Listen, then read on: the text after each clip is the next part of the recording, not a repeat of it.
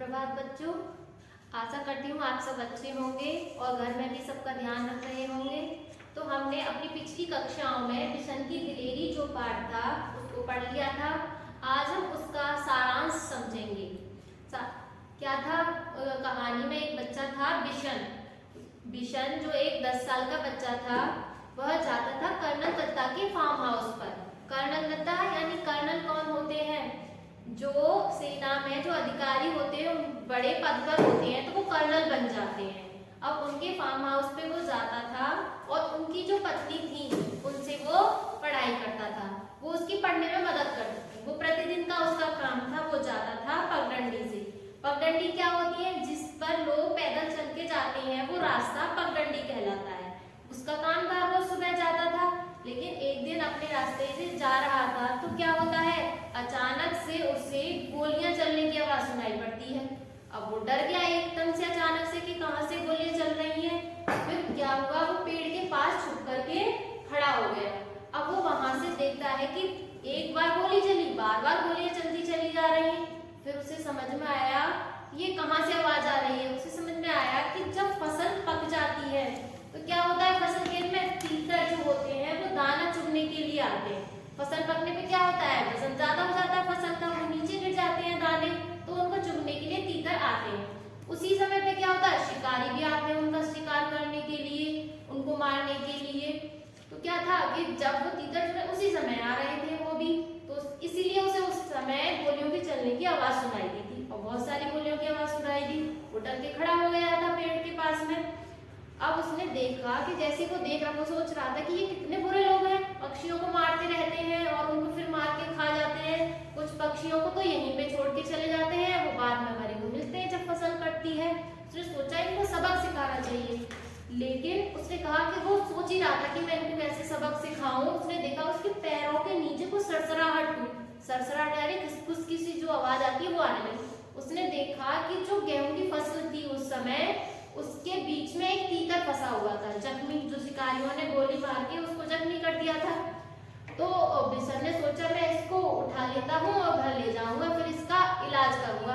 लेकिन जैसे उसने उसके लिए पकड़ने के लिए हाथ बढ़ाया तो छिटक कर चला गया, क्योंकि जानवर और पशु पक्षी जो होते हैं वो भी तो हमसे डरते हैं जैसे हम उनसे डरते हैं। तो उसने जैसे ही हाथ बढ़ाया वो छिटक कर भाग गया। अब उसने कहा कि अगर मैं इसको यहीं छोड़ के चला जाऊंगा तो क्या होगा, वो यहीं तड़प तड़प के मर जाएगा। उसने अपना स्वेटर उतारा और उसके ऊपर डाल दिया एकदम से और उसको पकड़ के अपने पास रख दिया ऐसे। फिर वो अचानक से एकदम से तेजी से भागने लगा कि कहीं शिकारी उसके पास ना आ जाए और उसको फिर से लेकर के मार ना दे। वो बहुत तेज भागता ही चला जा रहा था। लेकिन फिर उसे अचानक से पीछे से आवाज आई, जो शिकारी थे उनकी आवाज आई कि रुको, कहाँ जा रहे हो।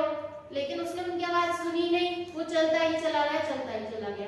तो जो कर्नल दत्ता का जो फार्म हाउस था, फार्म हाउस क्या होते हैं, जो शहर से थोड़ी दूरी पे बनाए जाते हैं, वे फार्म हाउस होते हैं। वहां पे लोग खेती भी कर लेते हैं और हम पशु पक्षियों को भी पाल के रखते हैं, तो वहाँ फार्म हाउस था। तो क्या था, उसके एक तरफ तो कटीली झाड़ियां लगी हुई थी और एक तरफ फसल थी। वैसे तो वो उनमें से आसानी से निकल जाता था प्रतिदिन जब जाता, लेकिन आज उसके दोनों हाथों में ऐसे उसने तीतर पकड़ा हुआ था, तो वो निकल नहीं पा रहा था। अब वो इसलिए उसने क्या किया, वो उसके किनारे किनारे सहारे चलना शुरू कर दिया। उसने सोचा कि अगर मैं इसमें से निकलूंगा तो हो सकता है तीतर के भी लग जाए। तो बहुत तेजी से चलता रहा और जो शिकारी थे उसका पीछा ही करते रहे, वो चलता ही जा रहा था। अब उसने सोचा कि अगर मैं ऐसे ही चलता रहा तो वो मेरे पीछे आ जाएंगे। उसने सोचा क्यों ना मैं इनके नीचे से होकर के ही निकल जाऊं। तो वो जल्दी से छोटे रास्ते से उसके नीचे होके घुस गया। तो ऐसे घुसते समय उसकी क्या हुआ, शर्ट पूरी फट गई, उसके खून भी निकल गए। उसने सोचा कि अब तो मेरी माँ की मुझे डांट पड़ेगी, मैंने शर्ट फाड़ ली अपनी। सोचा लेकिन हो सकता है मेरी माँ मुझे ना डांटे क्योंकि मैंने एक तीतर की जान बचाई है। अब उनके पास चला गया, अंदर घुस गया। जो शिकारी थे वो भी आ रहे थे उसके पीछे, लेकिन वो जो वहां से घुसा था वो उसका पीछे का हिस्सा था। कर्नल दत्ता के जो फार्म हाउस का था वो पीछे का हिस्सा था, पीछे से जाके गया था वो। लेकिन शिकारी उनके घर पे आगे से होके गए।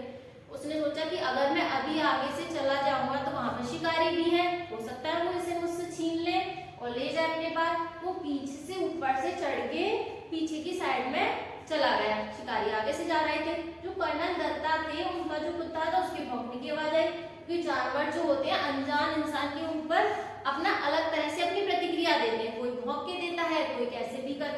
देता है तो कुत्ता भौंकने लगा। तो कर्नल दत्ता ने कहा कि शिकारियों से कि तुम कौन हो, यहाँ क्यों आए हो?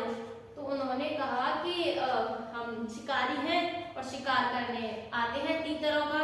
तो कर्नल दत्ता ने उन्हें बहुत तेज डांट लगाई कि कैसे लोग हो तुम, यहाँ पे आके तीतरों को मारते हो और छोड़ के भी चले जाते हो, फिर वो तड़प तड़प के मर जाते हैं। तो उन्होंने उन्हें डांट लगा करके भगा दिया। अब जो बिशन था जिसके हाथ में तीतर था, उसने क्या किया था, ऊपर ही टोकरी में उसको छिपा दिया था कि कहीं शिकारी इसे लेकर के मेरे पास से ना चले जाए। अब जैसे ही शिकारी चले गए, वो नीचे उतर के आया। जो कर्नल दत्ता की जो पत्नी थी, उन्होंने कहा मालकिन जिन्हें वो बुलाता था, उनको उसको तीतर को ले जाके दिखाया कि देखिए ये बहुत जख्मी है, इसको जल्दी से इसका कुछ कीजिए। इतनी ही देर में क्या था, कर्नल दत्ता आ गया था और बिशन से बोले अच्छा तो तू ही है तीतर चोर?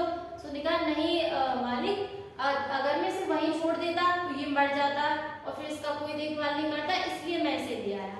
तो कर्नल दत्ता ने क्या किया, दवाइयों का बक्सा मंगाया, उसके जख्म को साफ किया और उस पर पट्टी कर दी। फिर उससे पूछा अब तुम इसका क्या करोगे? तो बिशन बोला मालिक मैं इसको पालूंगा और इसका ख्याल भी रखूंगा। तो फिर जो मालकिन थी उसकी, उन्होंने उसके लिए दलिया बनाया। तीतरों को जो है दलिया बहुत पसंद होता है, इसलिए उन्होंने कर्नल दत्ता ने बताया उनको कि अगर तुम इसे गेंदे की पत्तियों का रस पिलाओगे 2-3 दिन तो ये जल्दी से ठीक हो जाएगा।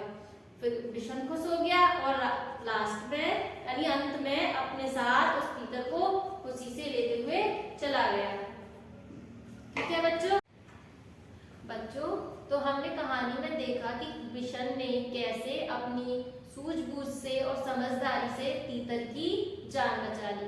तो हमें भी क्या करना चाहिए, पशु पक्षियों के प्रति दया दिखानी चाहिए, उनके लिए पानी रखना चाहिए, खाना रखना चाहिए, जिससे कि वो भूखे ना रह सकें, प्यासे ना रह सकें। और विपरीत परिस्थितियों में यानी जब भी हमारे सामने कोई भी ऐसी परिस्थिति आए परेशानी वाली, तो हमें अपनी सोच विचार से काम करना चाहिए और उसका जो भी हल हो वो सोचना चाहिए। बच्चों तो इस पाठ में जो भी आपको नए शब्द लगे हों या जो भी कठिन शब्द हैं उन्हें आपको अपनी कॉपी में लिखना है और उनका अर्थ समझने का प्रयास करना है। और आपने कहानी में एक बात देखी, जैसे जो कर्नल दत्ता थे उन्होंने बिशन से क्या कहा था कि तुम इन्हें गेंदे की पत्तियों का रस अगर पिलाओगे तो वो जल्दी से सही हो जाएगा। तो यानी गेंदे की पत्तियों के रस से वो जल्दी सही हो जाता।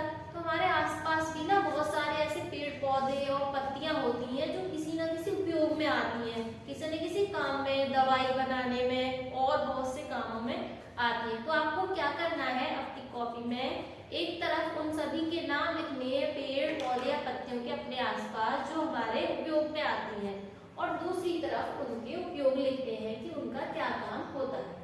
ठीक है बच्चों, आशा करती हूँ आपको कहानी पसंद आई होगी। धन्यवाद।